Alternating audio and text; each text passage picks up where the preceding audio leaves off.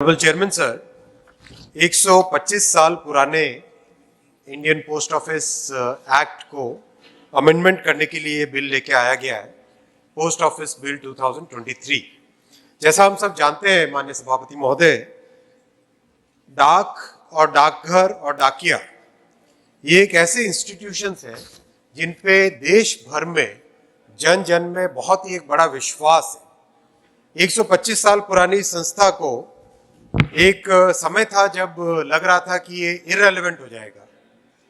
विशेषकर जो यूपीए का पीरियड था, उस पीरियड में तो प्रैक्टिकली डाक और डाकघर को एक तरीके से फेज आउट करने की नौबत आ गया था।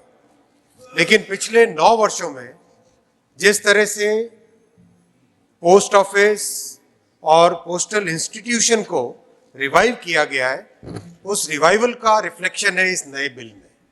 माननीय सभापति महोदय, पिछले 9.5 वर्षों में डाक और डाकघर और डाकिये को इसको मेल डिलीवरी से सर्विस डिलीवरी के एक इंस्टीट्यूशन में ट्रांसफॉर्म किया गया है।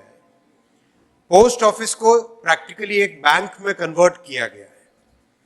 डाकघरों का विस्तार 2004 से 14 में जहां 660 डाकघर बंद किए गए थे, आज आपको जानकर खुशी होगी माननीय सभापति महोदय, सदन को जानकर खुशी होगी, 2014 से 2023 के बीच में करीब 5000 डाकघर नए खोले गए और करीब 5746 और नए खोलने की प्रक्रिया में।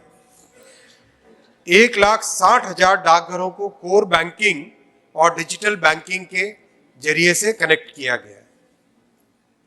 जैसा मेल डिलीवरी से सर्विस डिलीवरी में कन्वर्जन का विजन है माननीय प्रधानमंत्री श्री नरेंद्र मोदी जी का, उसी के तहत डाकघर पासपोर्ट सेवा केंद्र 434, जिसमें अब तक करीब 1.25 करोड़ एप्लीकेशंस प्रोसेस की जा चुकी है। डाकघर आधार सेवा केंद्र 13,500 खुले जा चुके हैं।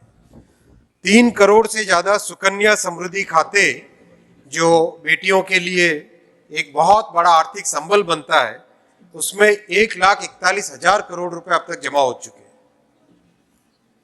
इंडिया पोस्ट पेमेंट बैंक, जो कि बैंक को पोस्टल सिस्टम को बैंकिंग सिस्टम में कन्वर्ट करने का एक बहुत बड़ा माध्यम है, इसमें केवल महिलाओं के, बहनों के 3.5 करोड़ से अधिक खाते अभी तक खोले जा चुके हैं।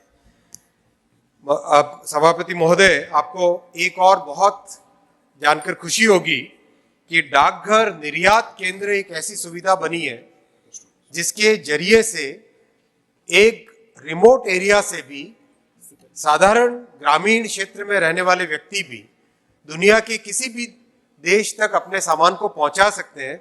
अब तक 867 डाकघर निर्यात केंद्र खोले गए, जिसमें 60 करोड़ से अधिक का निर्यात किया गया है। और इसमें ऐसे एग्जाम्पल्स हैं। कर्नाटक के बेलगांव से एक बहन सृष्टि करंजनी घर में बने वाटर कलर एक्सपोर्ट करती है अमेरिका को।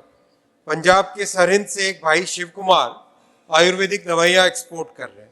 श्रीनगर से भाई श्री आदिल अहमद खान गलीचे रग्स एक्सपोर्ट कर रहे हैं। आसाम के सुदूर गोलाघाट से सैयद असद भाई जूट से बने हैंडबैग एक्सपोर्ट करते हैं। और कोट्टायम केरला से मैथ्यू जोसेफ नेचुरल और आयुर्वेदिक प्रोडक्ट्स निर्यात कर रहे हैं। तो इस तरह के ऐसी सुविधाएं डाकघर के जरिए से मिल रही है आज, उसका ग्लोबल रिकॉग्निशन भी है। यूनाइटेड नेशंस का जो ऑर्गेनाइजेशन है यूपीयू, उसने अभी रिसेंटली स्पेशल जूरी अवार्ड दिया है inclusive growth, inclusive trade inclusion के लिए डाकघर निर्यात केंद्र को यूपीओ से अवार्ड घोषित किया गया है। माननीय सभापति महोदय, डाकघरों में नवीनतम टेक्नोलॉजी का उपयोग हो रहा है। अभी हाल ही में आपने देखा होगा कि एक 3 डायमेंशनल प्रिंटेड डाकघर बना बेंगलुरु में, और एक नया एक्सपेरिमेंट किया गया जिसमें 4 लाख से अधिक श्रमिक सुरक्षा बीमा खाते खोले गए। ओवरऑल इस 125 साल पुराने कानून की एवज में जो नया कानून लाया गया है, अति सरल भाषा में बना है, छोटा सा कानून है, 17 क्लॉजेस का, और सारा का सारा फोकस है मेल डिलीवरी से सर्विस डिलीवरी पे और डाकघर से बैंकिंग सर्विसेज पे शिफ्ट होने का। धन्यवाद। धन्यवाद।